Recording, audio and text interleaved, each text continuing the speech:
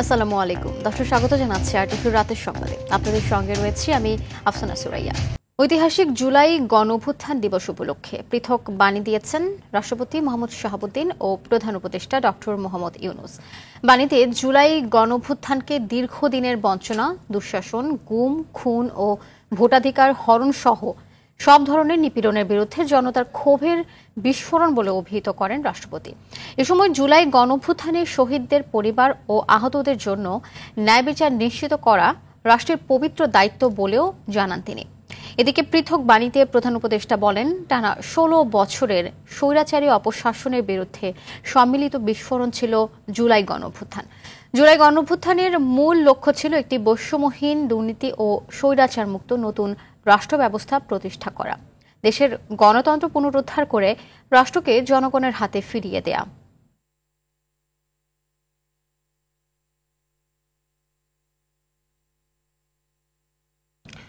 প্রশাসন নয়, জনগণের সহায়তায় নেতৃত্ব দেয়া যায় বলে মন্তব্য করেছেন বিএনপির ভারপ্রাপ্ত চেয়ারম্যান তারেক রহমান। জুলাই আগস্ট গণঅভ্যুত্থান, শোক ও বিজয়ের বর্ষপূর্তি উপলক্ষে যুবদল আয়োজিত অনুষ্ঠানে প্রধান অতিথির বক্তব্যে তিনি একথা বলেন। তিনি বলেন, স্বপ্ন কিংবা প্রতিশ্রুতি নয়, জনগণ এবার প্রতিশ্রুতির বাস্তবায়ন চায়। রাষ্ট্র পরিচালনার দায়িত্ব পেলে দেশ ও জাতির উন্নয়নে কাজ করবে বিএনপি। দেখুন সাকিবুর রহমানের রিপোর্ট। জুলাই আগস্ট গণ অভ্যুত্থান, শোক ও বিজয়ের বর্ষপূর্তি উপলক্ষে যুবদল আয়োজিত ফ্যাসিবাদ বিরোধী আন্দোলন ও আমার না বলা কথা শীর্ষক আলোচনা সভায় প্রধান অতিথি হিসেবে যোগ দেন বিএনপির ভারপ্রাপ্ত চেয়ারম্যান তারেক রহমান। তারেক রহমান বলেন, প্রশাসন নয়, জনগণের সহায়তায় নেতৃত্ব দেয়া যায়। আপনাদের প্রতি জনগণের সেই আস্থা ও বিশ্বাস ধরে রাখুন। মনে রাখবেন, জনগণের আস্থা অর্জন করতে পারলে আপনি নেতা, জনগণ প্রত্যাখ্যান করলে আপনি নেতা নন। প্রশাসনিক সহায়তায় নেতৃত্ব হয়তো প্রদর্শন করা যায়, কিন্তু জনগণ সহায়তা করলে নেতৃত্ব দেওয়া যায়। আপনাদের প্রতি জনগণের সমর্থন থাকার কারণেই পলাতক স্বৈরাচারের প্রশাসন কিংবা আইন শৃঙ্খলা বাহিনী আপনাদেরকে, যুবদলের নেতাকর্মী সমর্থকদেরকে রাজপথ থেকে দূরে রাখতে পারেনি। শিক্ষিত বেকারত্ব দূরীকরণ, কর্মক্ষম জনসংখ্যাকে কর্মশক্তিতে রূপান্তর সহ বিএনপির নানা পরিকল্পনা রয়েছে বলেও জানান তিনি। আমাদের দেশের মানুষগুলোকে, যারা যোগ্য মানুষ, যুব সমাজকে কর্মসংস্থানের ব্যবস্থা করা, কাজেই বহু বড় একটি প্রকল্প করার চাইতে আমরা মনে করি যদি আমরা ছোট ছোট উদ্যোক্তা তৈরি করতে পারি, এন্টারপ্রেনার তৈরি করতে পারি, যারা ছোট ছোট কুটির শিল্প তৈরি করবেন, মাঝারি শিল্প তৈরি করবেন, যারা আবার বহু মানুষকে কর্মসংস্থানের ব্যবস্থা করে দেবেন, তাহলে দেশের যুব সমাজ সহ সমাজের বিভিন্ন মানুষের কর্মসংস্থান আমরা করতে পারবো। সেজন্যই আমরা এই পরিকল্পনাগুলো গ্রহণ করছি। সাকিবুর রহমান, আরটিভি, ঢাকা। দেশকে অস্থিরতা করার জন্য ষড়যন্ত্র চলছে বলে মন্তব্য করেছেন বিএনপি মহাসচিব মির্জা ফখরুল ইসলাম আলমগীর। যুবদল আয়োজিত সম্মেলনে এমন মন্তব্য করে মহাসচিব বলেন, আগামী দিনে সবথেকে বড় চ্যালেঞ্জ ধ্বংসপ্রাপ্ত অর্থনীতি ও রাজনীতি। এ সময় দলের স্থায়ী কমিটির সদস্য মির্জা আব্বাস বলেন, গণতন্ত্র প্রতিষ্ঠার সুবর্ণ সুযোগ থাকলেও সরকার মধ্য থেকে এবং বাইরে থেকে ষড়যন্ত্র করা হচ্ছে। সাকিবুর রহমানের আরও একটি রিপোর্ট। ফ্যাসিবাদ বিরোধী আন্দোলন ও আমার না বলা কথা শীর্ষক গণ অভ্যুত্থানের প্রাণ হারানো যুবদলের ৭৮ শহীদ পরিবারকে সম্মাননা, উপহার ও আর্থিক অনুদান দিতে এই আয়োজন করে জাতীয়তাবাদী যুবদল।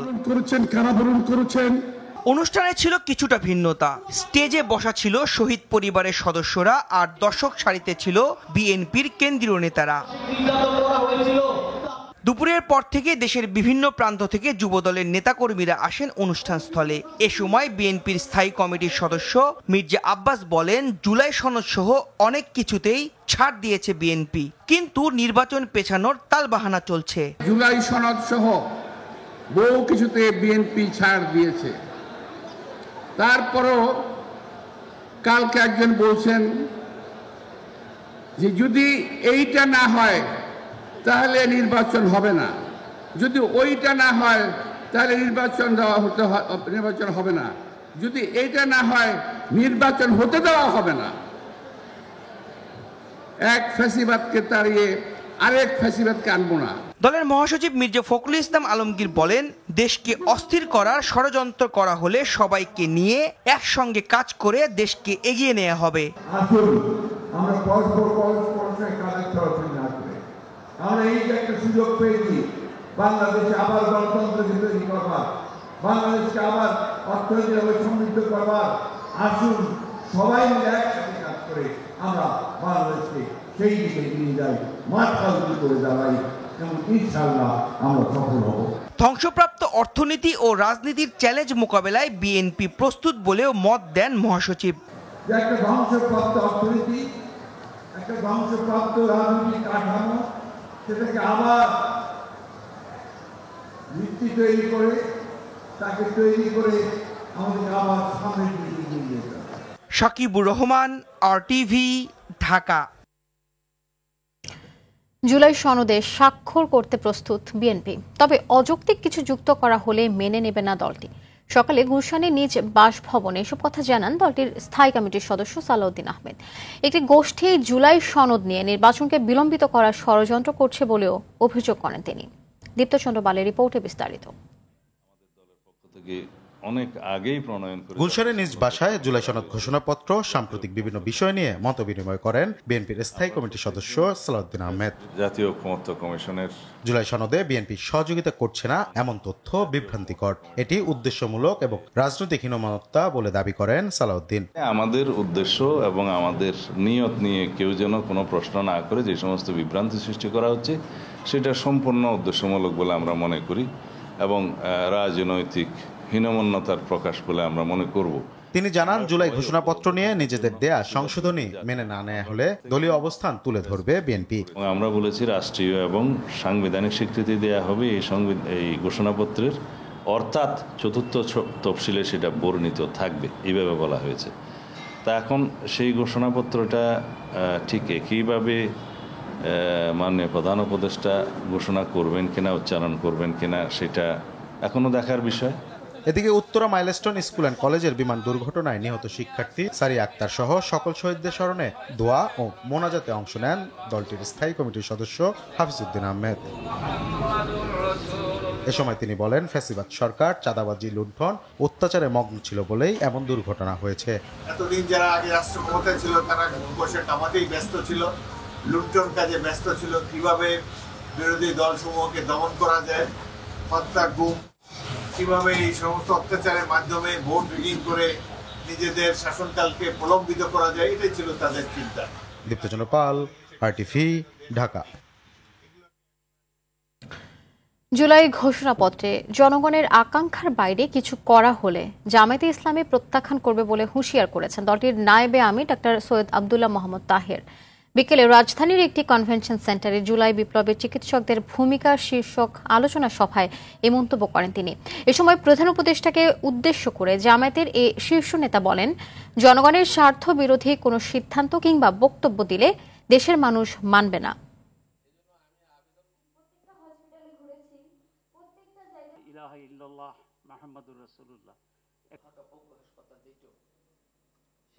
এমন কোনো কথা না বলার জন্য প্রধান উপদেষ্টার কাছে অনুরোধ জানাতে চাই, আপনার কোনো ডিক্লারেশন যেন জনগণের স্বার্থের বাইরে না যায়, আপনার কোনো ঘোষণা যেন কোনো চাপের কারণে না হয়, আপনার কোনো ঘোষণায় আপনাকে যেন এই দেশের মানুষ যেভাবে ভালোবাসে, সম্মান করে, তার বিপরীতে গিয়ে আপনি বিতর্কিত ব্যক্তিত্বে পরিণত না হন। জনগণের আকাঙ্ক্ষার বাইরে যদি কোনো কিছু হয় আমরা সেটাকে প্রত্যাখ্যান করব, আমরা জনগণের সাথে থাকব। সরকার একটি দলকে বিশেষ প্রাধান্য দেওয়ার চেষ্টা করছে বলে মন্তব্য করেছেন গণ অধিকার পরিষদের সভাপতি নুরুল হক নূর। বিকেলে জাহাঙ্গীরনগর বিশ্ববিদ্যালয়ের জহির রায়হান অডিটোরিয়ামে অনুষ্ঠিত প্রবন্ধ লেখনী প্রতিযোগিতার পুরস্কার বিতরণী অনুষ্ঠানে প্রধান অতিথি হিসেবে উপস্থিত হয়ে সাংবাদিকদের তিনি এসব কথা বলেন, প্রশাসনের কমন চরিত্র হচ্ছে ক্ষমতার বাতাস যেদিকে যাবে সেদিকে তারা যাবে। নির্বাচনে যে দল ক্ষমতায় আসবে প্রশাসন সেই দলের হয়ে কাজ করবে, তাতে করে বর্তমান সরকারের কথা তারা শুনবে না।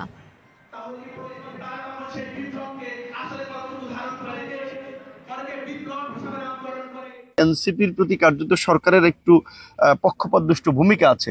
আবার বিএনপি একটা বড় দল, বিএনপি ক্ষমতায় আসবে, এনসিপি বিরোধী দল হবে, এইভাবে যদি একটা মনস্তাত্ত্বিক অবস্থান তারা তৈরি করে নেয় তাহলে কিন্তু দেশে এই নির্বাচনটা সুষ্ঠু হবে না এবং নির্বাচনে একটা মহাসংকট তৈরি হবে।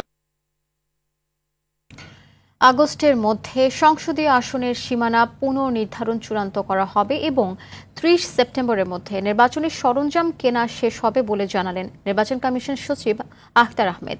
নির্বাচন ভবনের সংবাদ সম্মেলনে একথা বলেন তিনি আরও জানান, সেপ্টেম্বরের দ্বিতীয় সপ্তাহে ইউরোপীয় ইউনিয়নের পর্যবেক্ষক দল নির্বাচনের প্রস্তুতি দেখতে বাংলাদেশে আসবেন। বিস্তারিত থাকছে আতিকা রহমানের রিপোর্টে। আগারগাঁও নির্বাচন ভবনে সংবাদ সম্মেলন করেন কমিশন সচিব আখতার আহমেদ। এ সময় তিনি সংসদ নির্বাচনের প্রস্তুতি সম্পর্কে ধারণা দেন। নতুন রাজনৈতিক দল নিবন্ধন প্রক্রিয়া ও সংসদীয় আসনের সীমানা পুনর্নির্ধারণ চূড়ান্ত করা হবে আগস্টের মধ্যে। জাতীয় সংসদ নির্বাচনী এলাকা সীমানার ব্যাপারে আপনারা অনেক পুরো ব্রিফিংটা পেয়েছেন। যে আপত্তি থাকবে সেগুলো পর্যালোচনা গণশুনানির মাধ্যমে আমরা এটাকে ইনশাআল্লাহ চেষ্টা করব যে এই মাসের ভিতরে জিনিসটাকে কমপ্লিট করে নিতে। দেশি বিদেশি নির্বাচন পর্যবেক্ষক অনুমোদন দ্রুত চূড়ান্ত করা হবে। ইউরোপীয় ইউনিয়নের প্রাক নির্বাচন পর্যবেক্ষক দল আগামী মাসে আসবে। ইউরোপিয়ান ইউনিয়নের একটা pre election observer team mid of September ওনারা ভিজিট করবেন। ৩ জন বিদেশি আর 4 জন স্থানীয়, সব মিলিয়ে 7 জন। আমাদের প্রস্তুতি কি আছে না আছে এগুলো দেখার জন্য। গত 3টি নির্বাচনে অনিয়ম করা ও প্রশাসনিক ব্যবস্থার অংশ হিসেবে ইসির 200 কর্মকর্তাকে বদলি করা হয়েছে বলে জানান সচিব। রদবদল তো একটা অংশ, 200 কর্মকর্তাকে বদলি করা হয়েছে। যাদের বিরুদ্ধে অভিযোগ আছে তাদের বিরুদ্ধে প্রশাসনিক ব্যবস্থা নেওয়া হচ্ছে। এগুলো তো ধারাবাহিকভাবে চলবে, এটা তো কোনো একটা নির্দিষ্ট সময় যেটা স্টপ হবে তা তো না। এদিকে রাজনৈতিক দল নিবন্ধনে তথ্য ঘাটতি পূরণে নির্বাচন কমিশনে 80টি দল নথিপত্র জমা দিয়েছে। 6টি দল আরও সময় চেয়েছে, 59টি দল প্রয়োজনীয় কাগজ জমা দেয়নি। আতিকা রহমান, RTV, ঢাকা। নির্বাচনকে সামনে রেখে আইন শৃঙ্খলা পরিস্থিতি ভালো রাখার সর্বাত্মক প্রস্তুতি নিচ্ছে পুলিশ। সকালে সচিবালয়ে আইন শৃঙ্খলা সংক্রান্ত কোর কমিটির বৈঠক শেষে একথা জানিয়েছেন স্বরাষ্ট্র উপদেষ্টা জাহাঙ্গীর আলম চৌধুরী। এ সময় তিনি দাবি করেন, 5 আগস্ট আওয়ামী লীগ সরকার পতনের পর আইন শৃঙ্খলা পরিস্থিতি কাঙ্ক্ষিত মাত্রায় উন্নতি না হলেও যথেষ্ট উন্নতি হয়েছে।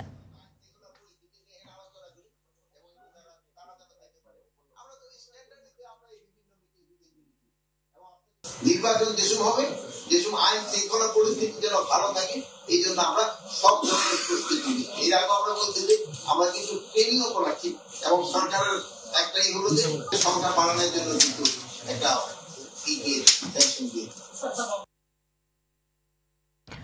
কর্তৃত্ববাদী সরকারের পতন হলেও কর্তৃত্ববাদী চর্চার অবসান হয়নি বলে মন্তব্য করেন টিআইবির নির্বাহী পরিচালক ইফতেখারুজ্জামান।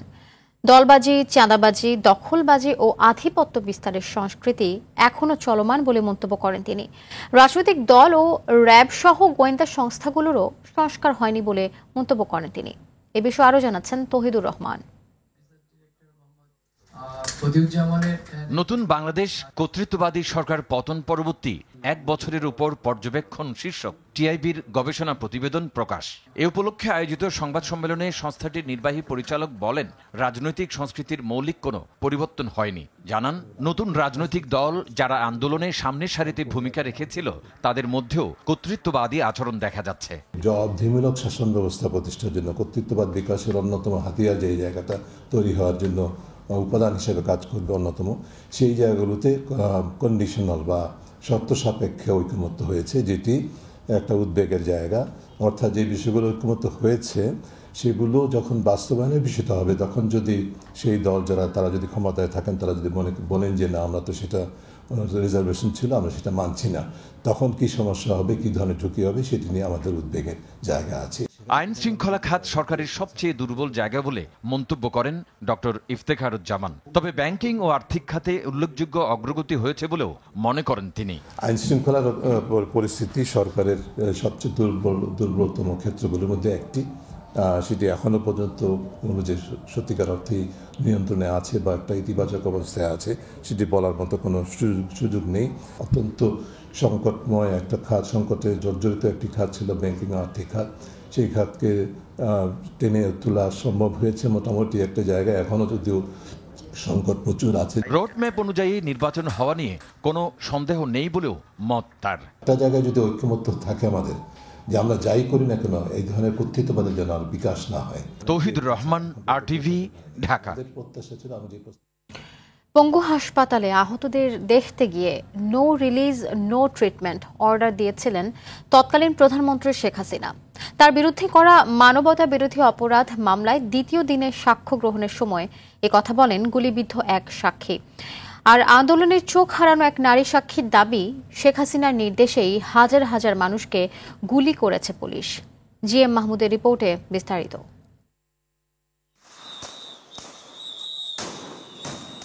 জুলাই আগস্টের মানবতা বিরোধী অপরাধের মামলায় সাবেক প্রধানমন্ত্রী শেখ হাসিনা ও সাবেক স্বরাষ্ট্রমন্ত্রী আসাদুজ্জামান খান কামালের বিরুদ্ধে দ্বিতীয় দিনের সাক্ষ্য গ্রহণ হয় সোমবার। এদিন সাক্ষ্য দেন আব্দুল্লাহ আল ইমরান নামে পুলিশের গুলিতে পা হারানো এক শিক্ষার্থী এবং পারভিন নামে চোখ হারানো এক নারী। জবানবন্দিতে ইমরান বলেন, শেখ হাসিনার আদেশেই চিকিৎসায় অবহেলা করেছে ডাক্তাররা, এমনকি উন্নত চিকিৎসার জন্য অন্যত্র যাওয়ার ছাড়পত্রও দেননি তারা। আরেক সাক্ষী পারভিনও তার অন্ধত্বের জন্য শেখ হাসিনাকেই দায়ী করেন। যে নো রিলিজ নো ট্রিটমেন্ট অর্থ হচ্ছে যে রিলিজও দেওয়া হবে না, ট্রিটমেন্টও দেওয়া হবে না, এবং ওনার পা পচে গেছে কিন্তু চিকিৎসা দেওয়া হয়নি। ওনাকে বলা হয়েছে সকাল 8টায় অপারেশনে নিয়ে যাওয়া হয়নি। পারভিন কিভাবে একজন মুমূর্ষ আহত ব্যক্তিকে বাঁচানোর অবস্থায় উনি তাকে উদ্ধার করতে গেছিলেন, তাকে কিভাবে হত্যা করা হয়েছে, তার চোখে কিভাবে গুলি করা হয়েছে তার বর্ণনা দিয়েছে। মামলার সাক্ষ্য গ্রহণ চলমান থাকবে বলেও জানান প্রসিকিউটর। আসামি পক্ষ থেকে তাদেরকে জেরা করা হয়েছে এবং তাদের বক্তব্য উপস্থাপন করছে। পরবর্তী ধার্য তারিখ 6 এবং 7 তারিখ আছে, আমরা বাকি ধার্য তারিখে পর্যায়ক্রমে সাক্ষ্য উপস্থাপন করব। রোববার হয় এ মামলায় প্রথম দিনের সাক্ষ্য গ্রহণ, যা সরাসরি সম্প্রচারিত হয় টেলিভিশন সহ বিভিন্ন সামাজিক যোগাযোগ মাধ্যমে। শেখ হাসিনা, সাবেক স্বরাষ্ট্রমন্ত্রী আসাদুজ্জামান খান কামাল ছাড়াও মামলাটিতে আসামি সাবেক IGP চৌধুরী আব্দুল্লাহ আল মামুন, যিনি এখন রাজসাক্ষী। GM Mahmud, RTV, Dhaka. সোহরাওয়ার্দী উদ্যান যেন হয়ে উঠেছে এক জীবন্ত জাদুঘর। নির্যাতন, গুম, খুন আর চোখের জলের ইতিহাস নিয়ে দাঁড়িয়ে থাকা যেন এক আয়নাঘর।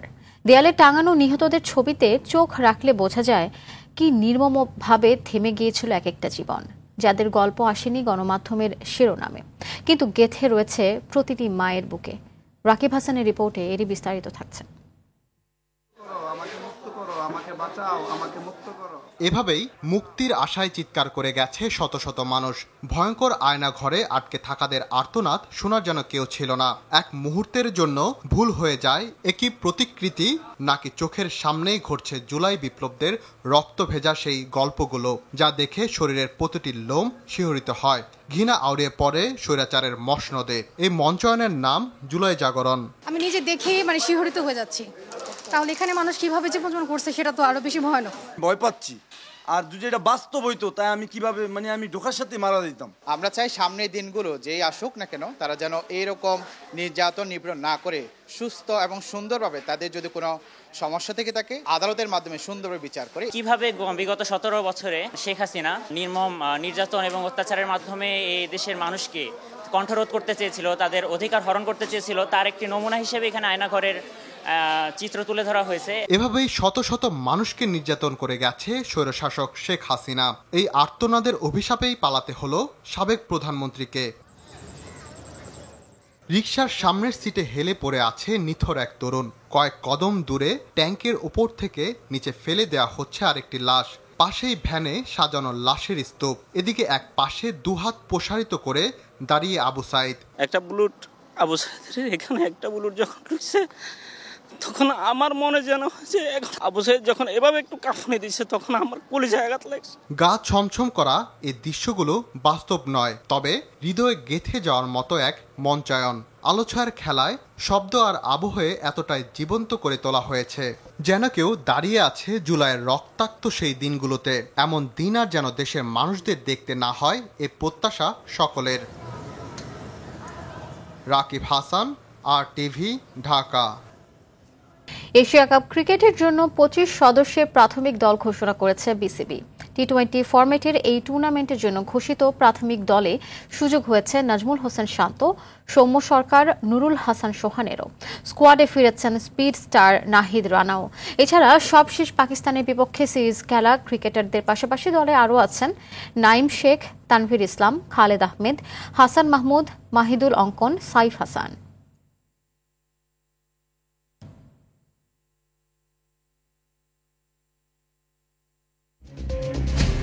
দর্শক, রাতের সংবাদ এ পর্যন্তই। মধ্যরাতের সংবাদ একটায় দেখার আমন্ত্রণ রইল। ধন্যবাদ সবাইকে।